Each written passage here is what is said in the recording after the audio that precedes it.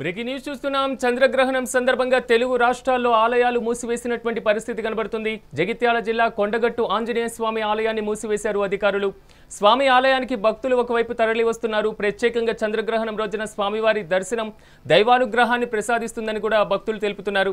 అయితే స్వామివారికి నైవేద్యం పూర్తయిన వెంటనే శాస్త్రోక్తంగా ద్వారాలు మూసివేయడం జరుగుతుందని ఆలయ ప్రధాన అర్చకులు జితేందర్ స్వామి తెలపడం జరిగింది. ఇక ఇదే అంశానికి సంబంధించి మరింత సమాచారాన్ని మా ప్రతినిధి రవికుమార్ అందిస్తారు. రవికుమార్, చెప్పండి, చంద్రగ్రహణం కారణంగా అక్కడ ఎలాంటి ఏర్పాట్లు చేయడం జరిగింది, అదేవిధంగా అక్కడ ఉన్నటువంటి అర్చకులు ఎలాంటి జాగ్రత్తలు తీసుకోవాలని సూచిస్తున్నారు, దీనికి సంబంధించినటువంటి అప్డేట్స్ ఏంటి? రైట్, ఏదైతే మన పౌర్ణమి రోజు చంద్రగ్రహణం రావడంతో ఇటు ఉమ్మడి కరీంనగర్ జిల్లాలో చూస్తే దక్షిణ కాశీగా పిలువబడే వేములవాడ రాజన్న ఆలయంతో పాటు ఇక్కడ ఓదెలలో మల్లికార్జున స్వామి ఆలయంలో కూడా అలాగే ఇక్కడ ఏదైతే ఉమ్మడి జిల్లాలో ప్రధాన ఆలయాలన్నీ కూడా ఏదైతే పౌర్ణమి నేపథ్యంలో చంద్రగ్రహణం రావడంతో పూర్తిగా ఈ రోజు మధ్యాహ్నం ఉదయం పూట మాత్రం భక్తులకైతే దర్శనం ఇచ్చారు. ఏదైతే 11:30 12 గంటల ప్రాంతంలో స్వామివారికి పూర్తిగా ఏదైతే దర్శనాన్ని నిలిపివేసి మొత్తానికి కూడా ఆ ఆలయాలన్నీ కూడా మూసివేయడం జరిగింది. ఇక్కడ మొత్తంగా ఇక్కడ కొంతమంది ఏదైతే ఇక హేతువాదుల విషయానికి వస్తే గ్రహణం అనేది ఒక గ్రహాల భ్రమణానికి అలాగే సంబంధించిన అంశం. దీనికి ఎలాంటి నియమాన్ని పాటించాల్సిన అవసరం లేదని వాదిస్తుంటారు. గ్రహణం చూడడానికి ఎంతో ఉత్సాహంగా కూడా ఉంటారు. అయితే ఇదొక పక్క అయితే మరో పక్క ఏదైతే ఇక మూఢనమ్మకాల విషయానికి వస్తే ఇక పెద్దవాళ్ళు గ్రహణ సమయంలో గర్భిణీ స్త్రీలను అలాగే చాలా జాగ్రత్తగా ఉండాలని సలహాలు ఇస్తుంటారు. కానీ ఇది పూర్తిగా మూఢనమ్మకం అని కొట్టిపారేదానికి వీలు లేదు. ఎందుకంటే సైన్స్ ప్రకారంగా గ్రహణం సమయంలో విడుదలయ్యే కిరణాలు ఇబ్బందిని కలిగిస్తాయని చెప్పి రుజువైంది. కాబట్టి ఏది ఏమైనా ఎవరు ఎలా తీసుకున్నా ఎవరి నమ్మకం ప్రకారం వారు ఈ గ్రహణ ప్రభావాన్ని ఆస్వాదించడానికైతే సిద్ధమవుతుంటారు. అదే విధంగా ఎక్కడ ప్రతి ఆలయం అంటే కరీంనగర్ జిల్లాలో చూస్తే మాత్రం ఆలయాలన్నీ కూడా మధ్యాహ్నం కల్లానే అన్ని ఆలయాలు మూసివేయడం జరిగింది.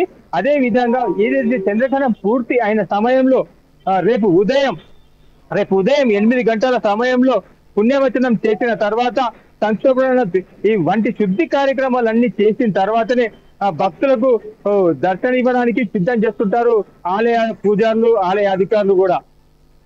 ఎస్ రవికుమార్, మొత్తం మీద ఏ సమయానికి మళ్ళీ దర్శనం పునఃప్రారంభమయ్యేటువంటి అవకాశం ఉంది? దీనికి సంబంధించినటువంటి అర్చకులు చెప్పినటువంటి మాట ఏంటి? ఏదైతే రేపు ఉదయం 8 గంటలకు నుంచి భక్తులకైతే దర్శనం ఇవ్వడానికి సిద్ధం చేస్తుంటారు. వేకుజామునే ఆలయాలన్నీ కూడా శుద్ధి చేసి ఏదైతే అర్చకులు మన పూజలు పుణ్యాస్తాలు అన్ని చేసిన తర్వాతనే శుద్ధి కార్యక్రమాలు అన్ని పూర్తయిన తర్వాతనే భక్తులకైతే దర్శనం ఇవ్వడానికి సిద్ధం చేస్తుంటారు ఆలయాలన్నీ కూడా. మీరు చెప్పినట్లుగా పరిశీలించినట్లయితే మూఢనమ్మకం అని కూడా హేతువాదులు కూడా కొట్టివేస్తున్నటువంటి పరిస్థితి కనబడుతుంది. పూర్తిగా చూడొచ్చు అనేది మాత్రం వారు చెప్తున్నటువంటి మాట. కానీ అర్చకులతో పాటుగా శాస్త్రోక్తంగా ఇలాంటివి మాత్రం జరుగుతున్నప్పుడు కొంతవరకు జాగ్రత్తలు పాటించాలని చెప్తున్నటువంటి మాట. అంటే మొత్తం మీద ఎలాంటి జాగ్రత్తలు తీసుకుంటూ ఈ చంద్రగ్రహణాన్ని చూసేందుకు అవకాశం ఉంటుంది? చంద్రగ్రహణాన్ని ఇప్పుడు గ్రహణ మూలంగా ఈ కిరణాలు పడద్దు అని చెప్పేసి కొంచెం సైన్స్ ప్రకారంగా ఒక పక్క అయితే ఏదైతే మూఢనమ్మకాలు అంటే ఏదైతే మన పెద్దవాళ్ళు చెప్తున్నట్టు ప్రకారంగా ఆ గ్రహణం సమయంలో గర్భిణీ స్త్రీల వాసుంటి వాళ్ళు బయటకు వెళ్ళకూడదు, వెళితే వారికి ఏదైతే కిరణాలకు ప్రభావంతో కొంత పిల్లలు పిల్లలకి కొంత ప్రాబ్లమ్స్ ఉంటాయని చెప్పేసి వాళ్ళు చెప్పడంతో కొంత వీళ్ళు భయం లేకుండా ఎక్కడ అంటే గర్భిణీ స్త్రీలు మాత్రం బయటకు వెళ్ళని కూడా చూస్తుంటారు.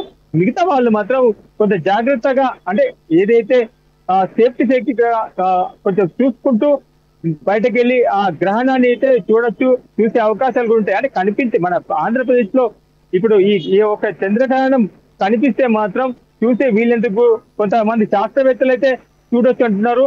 ఇటు మరోపక్క పండితులు అయితే ఈ గ్రహణాలకు సంబంధించిన బయటకు వెళ్ళకూడదని చెప్పేసి ఒక పక్క వాళ్ళు చెప్పుకుంటూ వస్తున్నారు. కానీ మొత్తానికైతే కొంతమంది నమ్మిన వారు బయటకు వెళ్ళలేని పరిస్థితి, అవన్నీ కొట్టేసేవారు అయితే గ్రహణాన్ని ఏదైతే ఏ రకంగా గ్రహణం పడుతుందో చూస్తామని చెప్పేసి చంద్రగ్రహణం చూసేందుకు కొంచెం వెయిట్ చూస్తున్నారు కూడా.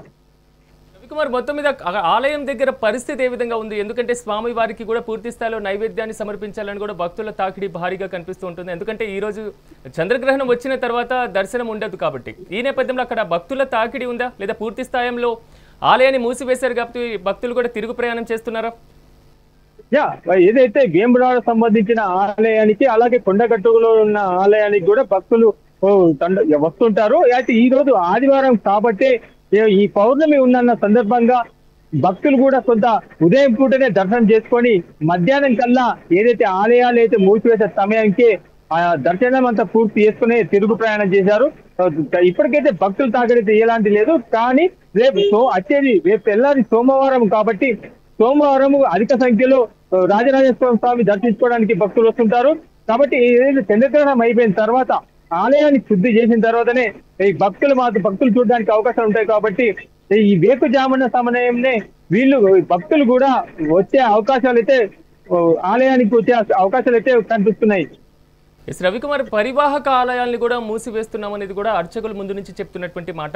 ఈ నేపథ్యంలో ఒకవైపు మీరు చూసుకున్నట్లయితే జిల్లా వ్యాప్తంగా, అంటే ఒక శ్రీకాళహస్తి మినహా అన్ని ఆలయాలు మూసివేశారనుకోవచ్చా? జిల్లా వ్యాప్తంగా అక్కడ పరిస్థితి ఏ విధంగా ఉంది? ఉమ్మడి జిల్లాలో చూస్తే మాత్రం చిన్న దేవాలయాలతో పాటు ప్రధాన దేవాలయాలకు కూడా అన్ని కూడా మధ్యాహ్నం 11:30 ప్రాంతంలోనే మూసివేయడం జరిగింది. ఇవి తిరిగి భక్తులకు మాత్రం ఉదయం 9 గంటల సమయం, 8:30-9 గంటల సమయం నుంచి దర్శనం ఇవ్వడానికి అవి మొత్తం అయితే ఇప్పుడు దర్శనం ఇవ్వడానికి ఇటు అది కూడా చెప్పుకొస్తున్న విషయం.